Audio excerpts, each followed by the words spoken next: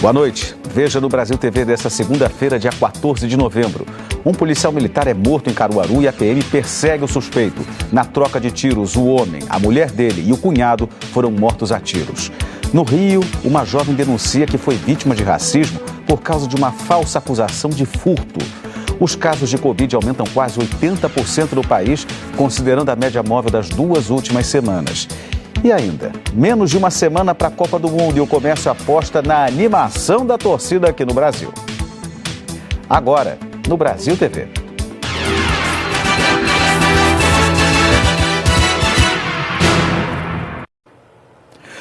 Um sargento da PM foi morto ontem à noite em Caruaru, no Agreste de Pernambuco, depois de uma discussão com um vizinho. Esse suspeito fugiu, mas foi perseguido por policiais e houve troca de tiros. E tanto o suspeito como a esposa e o cunhado dele acabaram sendo mortos numa cidade vizinha. O crime aconteceu nesta mercearia na rua Marinalva Alves da Silva, no residencial Lagoa de Pedra, distrito de Caruaru. Os vizinhos estão muito assustados com tudo que aconteceu e não quiseram gravar entrevista com a nossa equipe de reportagem. Mas nos informaram que tudo teria começado após uma discussão entre a dona do estabelecimento e a esposa do sargento, que teria reclamado do preço da bebida. Foi daí que os homens tomaram partido e começou o desentendimento. Durante a discussão, o sargento tomava o destino de casa quando foi surpreendido com os disparos. Os tiros atingiram alguns muros de residências próximo do local onde os homens estavam. Seu João acordou com o barulho dos tiros no muro. Ele vive aqui há 5 anos e disse que o bairro é tranquilo. Não, quando eu vi que eu saí, o menino joga bola aqui muito. Aí eu digo, o menino jogando bola, pá. Aí eu senti quando as bolas batem no portão, mas não sente que é a bola. Eu senti quando a terra da parede caiu dentro de casa, modo tiro, né? Aí eu senti, aí eu me levantei, mas quando eu me levantei, que eu rodeei e saí por a porta do oitão, já tava muita gente na fora e já tinha socorrido o rapaz. Já tinha terminado. As marcas do sangue e cápsula de bala ainda estão na calçada. Edmilson Barbosa Leite Júnior, de 52 anos, foi baleado por Sérgio Remo da Silva Carneiro, de 50 anos, que estava armado. O militar ainda chegou a ser socorrido, mas deu entrada sem vida na UPA da Boa Vista. Sérgio Remo fugiu com a companheira Zilda Luana de França, de 27 anos, e o irmão dela, Luiz Henrique de França, de 31. Eles estavam em um veículo Paraty, no município de Panelas, onde foram identificados por militares do BEP. Receberam ordem de parada, mas começaram a atirar contra a polícia. Na troca de tiros, o trio foi alvejado. Chegaram a ser socorridos e morreram no hospital local. Dentro da Paraty foi encontrado 2 revólveres calibre 38, uma espingarda calibre 20, celulares e uma quantia em dinheiro. Até o presente momento não conseguiu levantar com exatidão o que teria ocorrido, o que teria motivado essa discussão, mas a gente já tem com certeza que todo o fato se deu por conta de uma briga, de uma discussão entre a vítima e o suspeito. Constatamos que o suspeito apresenta uma extensa ficha criminal, tráfico de droga, posse ilegal de arma de fogo. Os corpos foram encaminhados para o Instituto de Medicina Legal, o IML de Caruaru. Ainda no Agreste de Pernambuco, câmeras de segurança flagraram um assalto a um hospital particular. Bandidos invadiram esse hospital e roubaram pacientes e funcionários. O assalto aconteceu na tarde de ontem. De acordo com a polícia, 4 homens armados invadiram o hospital que fica no bairro Maurício de Nassau, aqui em Caruaru, e renderam funcionários e pacientes que aguardavam atendimento na unidade de saúde. As imagens da câmera de segurança do estabelecimento mostram o momento em que os assaltantes chegam ao local em um carro branco. Eles descem do veículo e entram na unidade de saúde. De acordo com a polícia, eles levaram vários objetos das vítimas, como celulares, alianças e dinheiro também. Os suspeitos fugiram do hospital. A polícia militar foi chamada e os policiais realizaram buscas pela cidade. 3 aparelhos celulares que teriam sido jogados pelos bandidos foram encontrados no chão. A polícia ainda fez novas buscas, mas os assaltantes ainda não foram encontrados. Felizmente, ninguém ficou ferido nessa ação criminosa. Eliakim Oliveira para o Brasil TV. 7 pessoas ficaram feridas depois de um ataque de homens armados em São Francisco do Itabapoana, no norte do estado do Rio. O Yuri Ramos tem as informações de Campos dos Goytacazes. Oi, boa noite. A polícia segue investigando o caso onde 7 pessoas foram baleadas ontem à noite em um bar em São Francisco de Itabapoana, norte do estado do Rio. Segundo a polícia militar, o alvo seria o homem suspeito de participar de uma facção criminosa da região.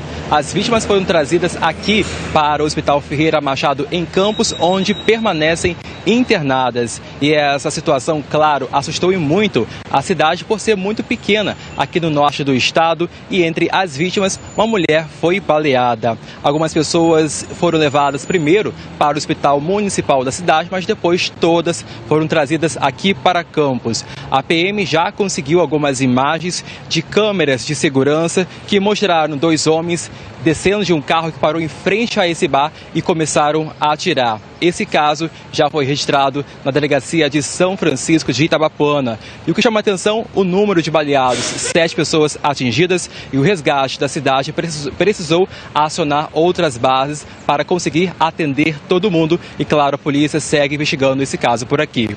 Yuri Ramos para o Brasil TV. Uma mulher de 21 anos afirma que sofreu racismo dentro de uma loja de roupas na zona norte do Rio de Janeiro. A funcionária dessa loja a acusou de ter furtado um casaco. Mas essa mulher alega ter sofrido intimidação, humilhação e constrangimento. O caso aconteceu em um shopping na zona norte do Rio. A vítima foi a secretária Audrey Ribeiro, de 21 anos. Ela conta que estava no provador da loja Renner no sábado à tarde, quando uma funcionária a empurrou e puxou um casaco que estava dentro da bolsa da jovem, a acusando de furto. Só que a peça era de uma outra loja e da própria Audrey. A funcionária da Renner é Andréia Luiz de Souza Ferreira, que aparece de roupa preta nas imagens. Veio uma segurança da loja Renner me empurrando para dentro de uma das cabines, gritando comigo, tira tudo que você pegou. E eu perguntei para ela o que eu peguei. Nisso ela arrancou a minha bolsa de mim, ela jogou minha bolsa no chão e gritando comigo, devolve tudo que você pegou. Eu me senti muito humilhada, eu fiquei muito nervosa. Eu nunca pensei daquilo acontecer comigo.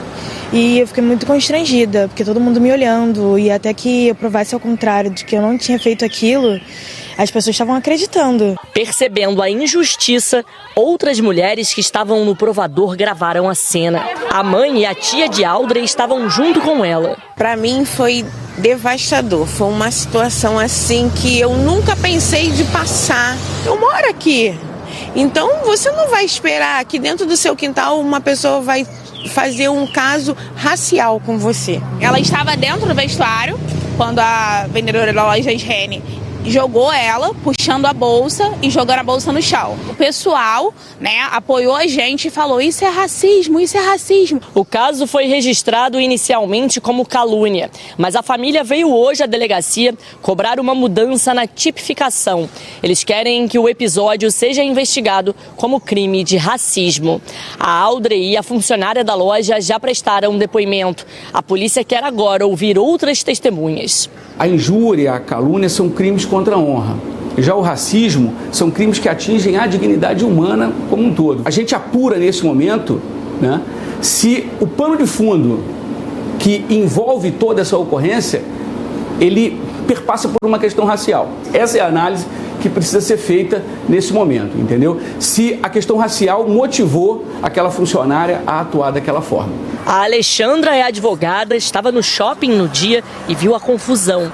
Ela decidiu dar apoio jurídico à família. A gente precisa hoje combater essa cultura de racismo estrutural, de não entender que o racismo não é só a fala, é a prática do ato discriminatório. Pessoas brancas que não entendem que aquelas condutas são racistas, que o racismo vai além da fala, o racismo também são atos. Com que direito alguém abre a bolsa de outra pessoa dentro de um provador? A Audrey sofre com uma doença autoimune que ataca o sistema nervoso. Por causa do constrangimento, ela disse que está com várias manchas espalhadas na pele. A jovem quer justiça e que casos como esse não voltem a acontecer. Tinham outras pessoas lá de pele clara, com bolsas como a minha, e nada aconteceu com elas. Foi diretamente a mim, pela minha cor de pele. Em nota, a loja Renner classificou o episódio como inaceitável. A empresa disse que a abordagem realizada pela funcionária foi totalmente inadequada e que a colaboradora foi demitida. A Renner disse também que vai dar apoio à cliente e que a empresa não tolera racismo ou qualquer tipo de preconceito e discriminação. Nós não conseguimos contato com a ex-funcionária Andréa Luiz de Souza Ferreira. Em depoimento à polícia, ela disse que desconfiou que Audrey tivesse colocado uma roupa da loja dentro da bolsa. Ela negou ter encostado na cliente e ter jogado a bolsa no chão, mas depois admitiu que teve uma abordagem indevida e disse que pediu desculpas quando percebeu que a blusa de Audrey não era da loja. O aumento de casos de Covid já foi registrado em pelo menos 21 estados e no Distrito Federal. E aí, gestores e entidades médicas reforçam a importância das pessoas estarem com a vacinação em dia contra a doença e também que retomem hábitos que evitam a contaminação. Pelas ruas, já é possível ver pessoas voltando a usar máscaras. A preocupação é com o aumento de casos de Covid. E agora parece que está piorando de novo e eu não vou deixar de usar. Eu tenho uma netinha de 1 ano e 5 meses e eu estou protegendo ela. No fim de semana, o Ministério da Saúde divulgou uma nota técnica com alerta sobre a circulação da subvariante da Ômicron, BQ1, no país. E afirma que os casos estão aumentando em 21 estados e no Distrito Federal. O Ministério reforçou que não há dados epidemiológicos que sugiram um aumento na gravidade da doença, mas voltou a recomendar a higienização frequente das mãos com álcool 70% ou água e sabão e o uso de máscaras de proteção facial. Segundo dados do consórcio de veículos de imprensa, o país registrou 1.140 novos diagnósticos de Covid-19 em 24 horas, completando 34.955.820 casos desde o início da pandemia. A média móvel de casos nos últimos 7 dias foi de 8.993, um aumento de 77% em relação a 2 semanas atrás. Os números mostram que as vacinas salvam vidas. Apesar do aumento no número de casos, a média de morte está em 45, que representa uma queda de 36% em 14 dias. Isso porque a grande maioria da população tomou pelo menos 2 doses da vacina, mas é preciso manter essa proteção, com as doses de reforço e com a ampliação do público que pode receber as doses. O Ministério da Saúde também destacou no documento a importância de completar o esquema vacinal, com atenção especial às 2 doses de reforço. 69 milhões de brasileiros ainda não tomaram a primeira dose de reforço e quase 33 milhões que poderiam ter recebido a segunda dose de reforço ainda não se vacinaram. E esse aumento de casos de Covid nos últimos dias fez a Secretaria Municipal de Saúde do Rio de Janeiro voltar a reservar leitos exclusivos para pacientes com a doença. O Diego Aidar explica para a gente. O Hospital Municipal Ronaldo Gazola foi uma referência aqui no Rio durante a fase mais aguda da pandemia e agora está voltando a transformar leitos de cirurgia em leitos exclusivos para o tratamento à Covid. 56 leitos já estão destinados ao uso exclusivo para o tratamento da Covid. Ao todo, no Hospital Municipal Ronaldo Gazola, são 28 pacientes internados com cirurgia e no município do Rio são 124 pacientes internados na rede municipal. Eles não estão em estado grave, mas precisaram de internação e 90% não estão com o esquema vacinal completo. Por isso é importante tomar a vacina aqui na cidade do Rio. A vacinação está suspensa até quarta-feira por causa do feriado. A vacinação então retoma na quarta-feira e na quinta-feira tem uma novidade, porque a prefeitura começa a vacinar crianças de 6 meses a 4 anos de idade, com preferência às crianças que têm algum tipo de comorbidade. Diego Aidar para o Brasil TV. E a vacinação de crianças com a Pfizer Baby já começou no fim de semana em Campo Grande. Diego Queiroz. Olá, por enquanto a vacinação contra a Covid em crianças entre 6 meses e menores de 3 anos de idade está sendo voltada para aquelas com comorbidade. Mas para evitar a perda de doses devido à baixa procura, a Secretaria de Saúde do município decidiu fazer a xepa. O que é isso? é a possibilidade que os pais de crianças sem comorbidade têm de passar nas unidades de saúde, deixar nome, telefone, para caso haja uma sobra de doses, esses pais sejam chamados pelas unidades de saúde no fim do dia para fazer a aplicação da vacina contra a Covid em crianças dessa faixa etária.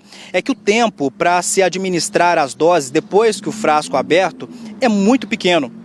Campo Grande tem hoje cerca de 35 mil crianças entre 6 meses e menores de 3 anos de idade. A Secretaria de Saúde do município estima que desse total, 1.700 tenham comorbidade.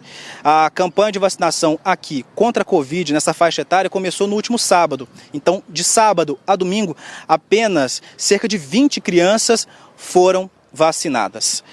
Diego Queiroz, para o Brasil TV.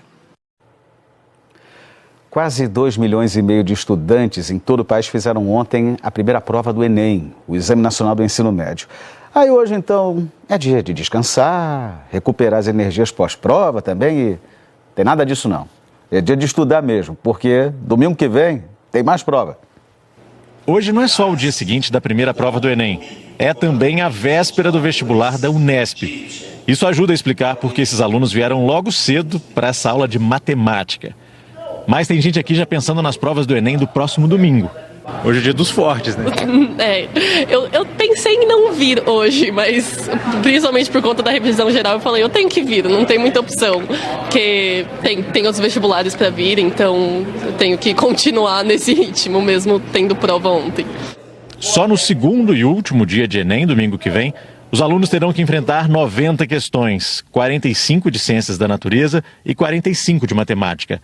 Daqui até lá, então, é hora de tirar dúvidas. Onde ele, por exemplo, teve alguma dúvida, tire dúvidas. Não deve ir para um próximo exame com dúvidas na cabecinha. Então, a primeira coisa é realmente esclarecer o que você não sabe ainda. E deve continuar assistindo a revisão, porque a revisão vai dar muitas dicas para ele ainda do que ele terá domingo que vem. Para a professora, a prova desse fim de semana já deu algumas pistas de como será a próxima. Bem feita, daquelas que dão condições do aluno ir bem, se ele souber o conteúdo. Os estudantes responderam ontem a 90 questões, 45 de ciências humanas, 40 de língua portuguesa e 5 de inglês ou espanhol, de acordo com a escolha de cada um. E teve também a temida redação.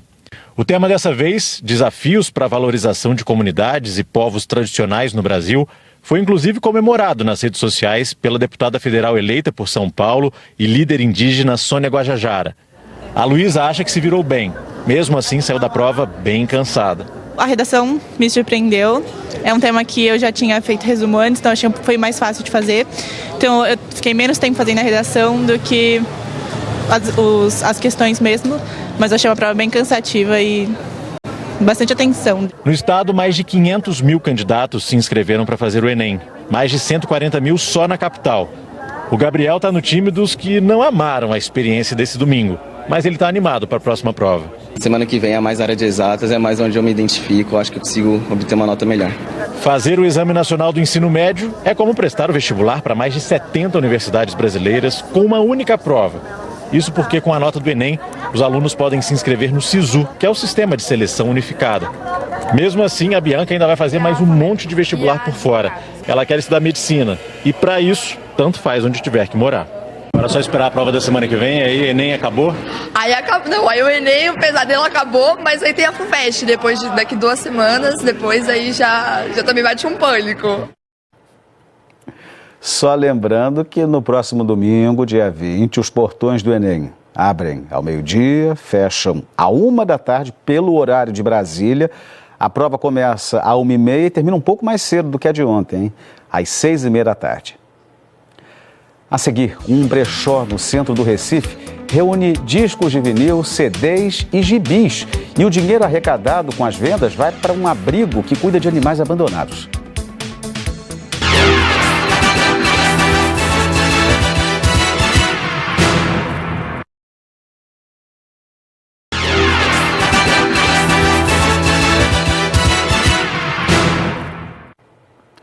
O Brasil TV está de volta falando da grande estiagem que acontece no Acre. As temperaturas estão acima de 30 graus, sem chuvas, o que não é comum na região nessa época do ano.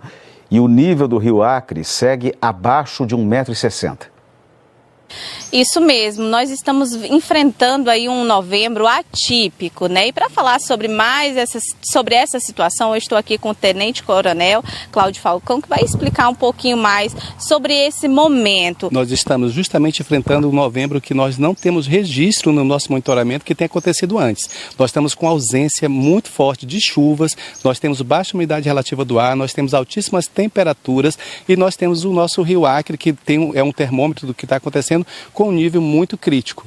Então, um novembro inédito, digamos assim, não temos na história nenhum registro que nós enfrentamos a primeira quinzena de novembro com tão pouca chuva e também todas as consequências como temperaturas e umidade relativa do ar. O rio oscila muito, nós já entramos e saímos de cota de alerta para menos diversas vezes no último mês e no início de novembro, coisa que não deveria estar acontecendo agora, ele deveria estar mais estável, inclusive pelo menos com o dobro da medição que nós estamos registrando nesta segunda-feira. E com a seca do rio aí, vocês querem estender o abastecimento de carros-pipas das comunidades rurais, né? Uma situação totalmente necessária, né? Nós temos uma operação que se iniciou no mês de julho com uma duração prevista de 5 meses, ou seja, no início de dezembro agora nós já faremos a suspensão para poder ter tempo hábil de recolhimento de material.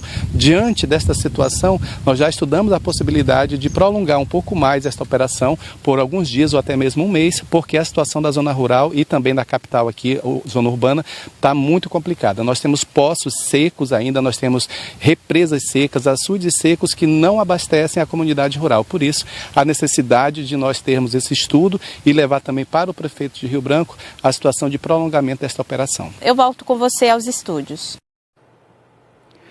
Falta menos de uma semana para a Copa do Mundo, que vai ser no Catar, transmitida para o mundo todo. E em Petrolina, no sertão de Pernambuco, os mais animados são os comerciantes, que esperam boas vendas nesse período. O torneio mais importante do futebol mundial, a Copa do Mundo, começa neste domingo no Catar. Nesta edição, 32 seleções vão disputar a taça. O Brasil está no grupo G, junto de Camarões, Sérvia e Suíça. A primeira partida é daqui a 10 dias contra a Sérvia. Pelas ruas de Petrolina, o clima é de otimismo em relação ao desempenho da seleção canarinho. Eu espero que o Brasil, esse futebol que a gente tanto ama, dê uma vitória gloriosa e maravilhosa pra gente dessa vez, que é 4 em 4 anos, Torcedor animado é sinônimo de boas vendas. Na banca do seu Aldenor, no mercado turístico, é grande a saída de camisas da seleção. Tem todos os tamanhos e cores, desde as tradicionais azuis e amarelas até rosa e preto. Tudo no precinho, a partir de R$30. Tem umas 200 camisas aí, pedi mais umas 100 e poucas hoje, estou aguardando chegar. Vai ser bom esse ano, Deus quiser. E as cores da seleção não estão apenas nas camisas. Estão nas cornetas, bandeiras, capas de carro e chapéus. Essa loja preparou até um cantinho especial para os artigos da Copa. E as vendas são animadoras. Esse final de ano está intenso, Porque 2 comemorações muito fortes, a Copa e vem o Natal. Mas não deixa de ser familiar, porque realmente a gente está no mesmo grupo, no mesmo time. E a família é a base de tudo. E faz com que realmente que haja uma comemoração muito boa e a gente comemore muitas vezes agora. Luigi, de 9 anos, veio comprar um chapéu com as cores da bandeira para acompanhar os jogos da Copa. Eu vou comemorar muito. E eu vou estar assistindo em casa. O carro-chefe dessa loja de variedades são chapéus com as cores da seleção, que variam de R$ 9,00 a R$ 29,99. São mais de 30 modelos. Alguns já esgotaram, mas a expectativa da gerência é zerar o estoque. A cada passo, a cada jogo e a cada seleção que for entrar em campo, a gente está aqui torcendo para a gente realmente, vibrando, para a gente realmente fazer a comemoração junto. Agora a gente vai conhecer um brechó no Recife que reúne discos de vinil, CDs, fita cassete e livros para ajudar animais abandonados. O brechó fica na Rua Clube Náutico Capibaribe, bem pertinho do Cinema São Luís, na área central do Recife. Eupídio tinha fechado por causa da pandemia e reabriu agora para dar suporte a uma causa que está na vida dele desde sempre: a dos animais abandonados. Eupídio tem um abrigo e gasta muito com ração, remédios, limpeza. Para dar conta da despesa, ele se desfez de várias coleções de gibis, discos de vinil, CDs, DVDs. A partir de R$ 5,00, você já leva alguma coisa. Tem raridades por R$ 100, R$ 200. Eu tenho CD, muitos vinis aqui. Era da minha coleção pessoal, alguns CDs também. Tem muito DVD de rock, muito DVD de Frank Sinatra, enfim. A gente tem uma... Coleções inteiras, né? Tem coleções inteiras. Temos até gibis. Gibis, para quem gosta de gibi da Turma da Mônica, a gente tem aqui. Gibi da Marvel, a gente tem aqui, com preço bem camaradazinho. Quem é colecionador fica doidinho no lugar desses. Vim procurar vinil, basicamente isso. Na verdade, garimpar, né? Porque tem que ser algo de formiguinha, de ir brechó em brechó, loja em loja, para achar um que você se interesse, um que você goste de ouvir o som. Todo cliente ganha de brinde um shampoo para dar banho nos bichinhos. A gente oferece também a nossos clientes, quem vem aqui ou doar ou comprar, vai ganhar um shampoozinho para seu pet, para deixar ele bem cheirosinho. Eu passo aqui por Recife, tem muitos animais que estão na rua e tudo mais, e é importante ter esse trabalho social para que volte, dê retorno ao que você está usando. Muito legal. O Brasil TV fica por aqui. Outras notícias logo mais no Jornal Nacional, às 20h30 da noite, hora de Brasília. Uma ótima noite e até amanhã.